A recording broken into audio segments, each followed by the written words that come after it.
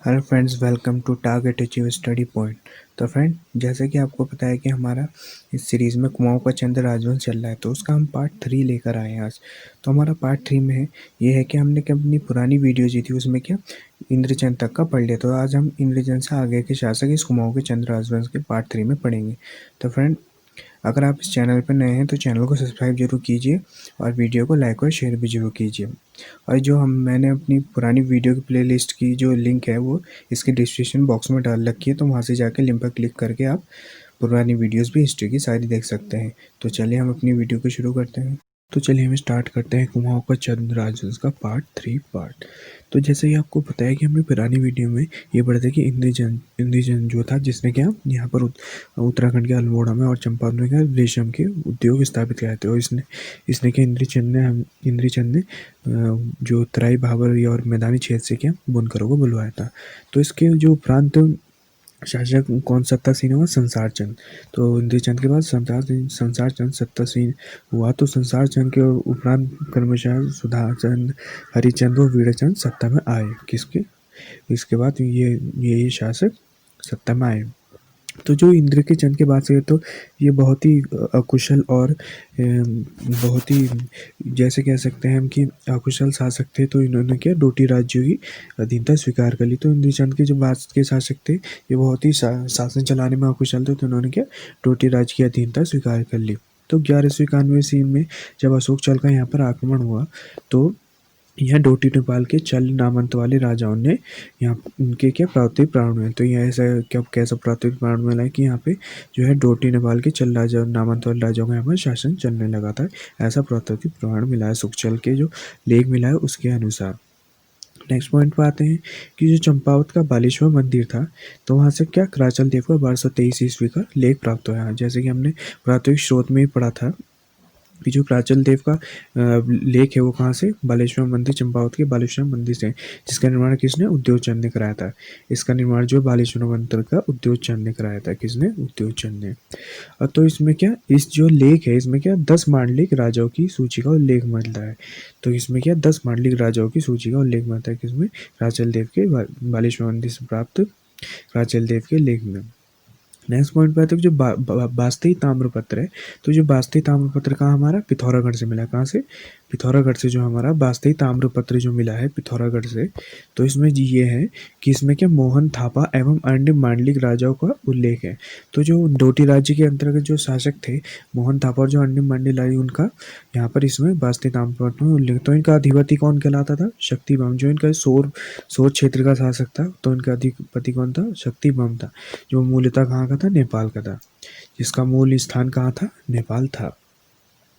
तो जो अधिकतर शासक जो थे जो डोटी राज्य के अंदर थे इनका सभी का मूल स्थान कहाँ था? जो मांडलिक राजा भी थे हमारे उनका मूल स्थान नेपाल था। नेक्स्ट पॉइंट में चलते हैं कि जो 10 मांडलिक राजाओं की सूची थी इनमें 3 चंद्रवंशी मांडलिक राजा थे। बाकी क्या बाकी जो थे सोर नरेश खस राजा थे। बाकी जो इसमें राजा थे वो कौन थे? सारे खस राजा थे। जो 3 थे वो चंद्रवंशी, बाकी 10 क्या थे? इसमें खस राजा थे। बाकी जो 7 बचे हुए थे वो खस राजा थे। अब मांडलिक के बारे में पढ़ते हैं कि जो मांडलिक होते थे वो जो राजा के अधीन शासन करते थे तो वो क्या किस प्रकार से राजा के अधीन शासन करते थे। तो क्या जिस प्रकार से हम कह सकते हैं राजा अपने एक सामंत नियुक्त कर जाता था इस क्षेत्र के अंतर्गत, तो वो क्या उसके सामंत कहलाते थे। यानी कि उस शासन तो पूरा उसी की देख रेख में चलता था, लेकिन क्या इसके द्वारा सामंत नियुक्ति कर दिए जाए जिससे कि वे अधिपति के अधीन शासन ही करते थे। किसके? अधिपति के अधीन। माफ करना है गलती से गलत हो गया है, यहाँ पे शासन लिखा है। तो किसके? अधिपति के अंतर्गत शासन करते थे। तो जो अधिपति होते थे वे अधिकांशतः नेपाल डोटी राज्य के, जैसे कि मैंने ऊपर के एंड में बताया था। तो जो सारे अधिकांशतः ये जो मांडलिक राजा होते थे कहाँ के? डोटी राज्य के ही होते थे। नेक्स्ट पॉइंट पर आते हैं कि जो वीणाचंद के बाद जब 45-50 वर्षों जब यहाँ पे कुमाऊं में शासन चंद्रवंश का रहा तो उसकी 3 शाखाएं जो थी उसने क्या कराचल देव के अधीन शासन की। तो इनका अधिपति कौन था उस समय पे? कराचल देव था। जो नेपाल का था कराचल देव, वो इनका अधिपति था। तो चंद्रवंश की 3 शाखाओं ने करीबन कराचल देव के अधीन शासन किया। और इसमें नेक्स्ट पॉइंट पर आते हैं कि जो हमारा सहजपाल वो पुरुषोत्तम सिंह का बोध गया शिलालेखों में किसका, इसको हमारे उत्तराखंड क्षेत्र को क्या खसदेश कहा है, क्या खसदेश हमारे उत्तराखंड क्षेत्र को इसको बोध गया शिलालेखों में कहा गया है। यह किसका शिलालेख था, सहजपाल व पुरुषोत्तम सिंह के बोध गया शिलालेखों से इसके बारे में जानकारी हमें मिलती है। अब आगे चलते हैं, तो आगे हम अशोक चल के बारे में पढ़ते हैं। आपको पता ही है जैसे कि गोपेश्वर के त्रिशूल लेख से जब अशोक चल ने यहाँ पर आक्रमण किया तो उसने अपने जीत का प्रमाण इस गोपेश्वर त्रिशूल लेख में अंकित करवाया था। तो इसका जो गोपेश्वर त्रिशूल लेख है जो चमोली से मिला है वो करीबन कितने 1191 ईस्वी में यहाँ से मिला था। तो जिसमें कि यहाँ पर उसके आधिपत्य होने का प्रमाण मिला है इस त्रिशूल लेख में। तब उसने आक्रमण किया तो उसने अपनी जीत का उल्लेख इसमें कराया था। तो अशोक चल जो था, ये अशोक जल था, ये क्या विराट कुल का था, किसका, विराट कुल का था। और विराट कुल का होता था तो ये नेपाल के डोटी राज्य के अंदर कहाँ का, दुलु का। तो नेपाल में एक दुलु क्षेत्र है जहाँ का डोटी राज्य में डोटी राज्य में एक दुलु क्षेत्र था। यहाँ का निवासी कौन था, अशोक चल था।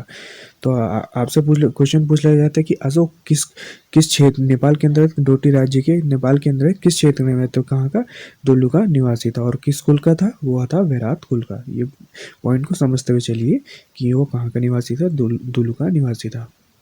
तो इस समय यहाँ पे जब इसने अशोक चल ने यहाँ पर आक्रमण किया करीबन कितने 1191 ईस्वी में, जब अशोक चल ने यहाँ पर आक्रमण किया तो यहाँ पर किसका शासन था, वीरचंद का शासन था। किसका, वीरचंद का शासन था। नेक्स्ट पॉइंट पे चलते हैं कि अशोक चल ने पुरुषोत्तम सिंह को यहाँ सामंतराज नियुक्त गए। तो जैसा कि पुरुषोत्तम सिंह के शिलालेखों से पता चलता है कि खस दिया, तो यहाँ पे अशोक चल ने किसे, पुरुषोत्तम सिंह को यहाँ पर सामंतराज नियुक्त कर रखा था अपना, कि शासन चलाने की बागडोर उसके हाथ में दे रखी थी। नेक्स्ट पॉइंट आते हैं कि जो वीराचंद था, तो वीराचंद के समय राज में बहुत ही, यानी कि वीराचंद जैसे कि हमको पता है कि वीराचंद बहुत ही विलासी शासक था। तो इसी के शासन में कि यहाँ पर बहुत ही विप्लव उत्पन्न हो गया।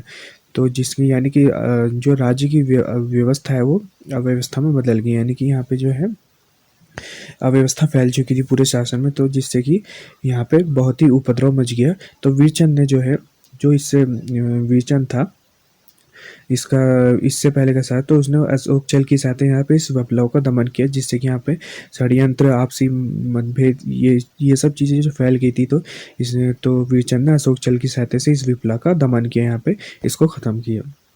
तो वीरचंद की जो मृत्यु है करीबन कितने 1206 ईस्वी में हो गई, कितने 1206 ईस्वी में यहाँ पे हो गई, जब वहाँ पे दिल्ली सल्तनत के जब वहाँ पे गुलाम वंश की स्थापना। तो दिल्ली सल्तनत ने इस समय 1206 में करीबन कितने गुलाम वंश की स्थापना की गई थी 1206 ईस्वी में दिल्ली सल्तनत, जब केंद्र में किसका शासन था, दिल्ली सल्तनत का। तो वहाँ पर कुतुबुद्दीन ऐबक ने किसकी स्थापना की थी, गुलाम वंश की। नेक्स्ट पॉइंट पे चलते हैं कि वीरचंद के उपरांत जो थे क्रमशः शासक कौन थे, नरचंद, थोरचंद व त्रिलोकचंद गद्दी पर बैठे। तो जो वीरचंद के बाद शासक थे नरचंद, थोरचंद। तो बहुत से विद्वान कहते हैं कि थोरचंद इसका वास्तविक शासन, लेकिन इनकी सब ये जो तथ्य हैं ये प्रमाण नहीं देते हैं। तो इस वजह से क्या सोमचंद को ही इस वंश का संस्थापक माना जाता है। तो थोरचंद तो कितने सन में गद्दी पर बैठा था, करीबन 1261 ईस्वी में इसने सत्ता संभाली। तो इसके बाद के कई शासक आए। तो इसके बाद के जो शासक थे लगभग जो थोरचंद के बाद के उन्होंने कितने करीबन 18 वर्षों तक यहाँ शासन किया। लेकिन जो इनके बाद का जो अंतिम शासक आया है वो क्या, करमचंद था। तो करमचंद तो गद्दी पर बैठा, तो इसने क्या, करमचंद ने 1 वर्ष यहाँ शासन करने के बाद मड़कोटी यानी कि डोटी नरेश के पास चला गया और ज्ञानचंद को गद्दी पर बैठा गया। तो यानी कि इसके बाद कौन, करमचंद के बाद हमारा ज्ञानचंद गद्दी पर बैठा। तो चलिए अब हम ज्ञानचंद के बारे में जान लेते हैं। तो हमारा जो ज्ञानचंद था, तो ज्ञानचंद ने जो क्या कुमाऊं पर करीबन कितने 1365 ईस्वी से तो 1420 के मध्य में यहाँ शासन किया। तो क्या इसने 1365 ईस्वी से 1420 ईस्वी के मध्य यहाँ पर शासन किया। तो ये जो ज्ञानचंद था यह ऐसा पहला राजा था जो दिल्ली के सुल्तान फिरोज शाह तुगलक के दरबार में, तो हमारे जो दिल्ली सल्तनत, तो सल्तनत काल चल रहा था उस समय क्या केंद्र में किसका, फिरोज शाह तुगलक का शासन चल रहा था। किसका, फिरोज शाह तुगलक का, जो तुगलक वंश का था। तो इसके समय क्या तराई भावना, जो हमारा तराई भाबर का क्षेत्र है वहाँ पे कटियारियों का किसका आधिपत्य चल रहा था। तो फिरोज शाह ने इस तराई भाबर क्षेत्र को जीतकर किसको, ज्ञानचंद को सौंप दिया। तो इसे सुल्तान ने क्या, गरुड़ की उपाधि से, ये क्वेश्चन बहुत बार पूछा गया एग्जाम में कि जो हमारा ज्ञानचंद है उसे गरुड़ की उपाधि से किसने विभूषित किया। तो किसने, फिरोज शाह तुगलक ने इसे गरुड़ की उपाधि से विभूषित किया था। तो इसकी विभूति जो मिली थी इसे, तो इससे यह ज्ञात होता है कि यह गरुड़ जो है विष्णु का भक्त है। किसकी? लक्ष्मी नारायण का यह उपासक था, उनका एक भक्त था। तो इसे गरुड़ीस का राज्य चिन्ह था उस समय। क्या? गरुड़ीस का राज्य। लेकिन जो चंद्रवंश का मुख्यतः चिन्ह था वो था गाय था। राज्य चिन्ह कौन था? गाय। लेकिन इसने क्या अपना गरुड़ राज्य चिन्ह बना रखा था। नेक्स्ट पॉइंट पे आता है कि जो सेरा खड़कोट ताम्रपत्र, सेराखोट ताम्रपत्र जो पिथौरागढ़ से ज्ञानचंद और विजयबम के द्वारा संयुक्त भूमि संकल्प का, यानी कि जो ज्ञानचंद ने जब विजयबम के पर शक्ति का संकलन किया तो उसमें क्या उसने संयुक्त भूमि संकल्प से भूमि लेने का एक प्रमाण मिला है। किसके? सेरा खड़कोट ताम्रपत्र से। तो इस ताम्रपत्र के अनुसार यह ज्ञात था कि विजय जब बंद हो जाए तो ज्ञानचंद जो था वो इसका सामंत राजा था, यानी कि जो विजय बम था इसका सामंत राजा था। किसका? ज्ञानचंद का। तो इसी तरीके से सामंत नियुक्ति किसने? ज्ञानचंद ने विजय बम को यहाँ अपना सामंत नियुक्ति कर रखा था सोर क्षेत्र के अंतर्गत। तो कुछ विद्वानों का यह भी मानना है कि सोर का विजेता किसे कहा जाता है? ज्ञानचंद को। तो हमारा सोर का विजेता कौन कहलाता है? ज्ञानचंद। जो अब नेक्स्ट पॉइंट पे आते हैं कि 1418, तो 1418 ईस्वी के जो गोपसा ताम्रपत्र है तो उसमें इसमें इसको क्या? कुजौली पिथौरागढ़ खसका गांव का देवराज तिवाड़ी के संकल्प व्यक्ति। तो जो देवराज तिवाड़ी था, तो गोपसा ताम्रपत्र में ऐसा उल्लेख किया गया है कि ज्ञानचंद द्वारा जो है इसको कुजौली पिथौरागढ़ के अंतर्गत जो गांव था तो वो किसको? देवराज तिवाड़ी को देने का उल्लेख इस ताम्रपत्र में किया गया है कि देवराज तिवाड़ी को ज्ञानचंद ने यह जो गांव की भूमि थी वो दान दी। और जो सेराखोड़ ताम्रपत्र था पिथौरागढ़ के अनुसार इसने यहाँ करीबन इसी के अनुसार इसका शासन ज्ञात होता है कि इसने 1420 ईस्वी तक राज किया। तो फ्रेंड, कैसी लगी आपको वीडियो? तो कमेंट सेक्शन में जरूर बताइए और वीडियो को लाइक और शेयर जरूर कीजिए और चैनल को सब्सक्राइब जरूर कीजिए। Thank you.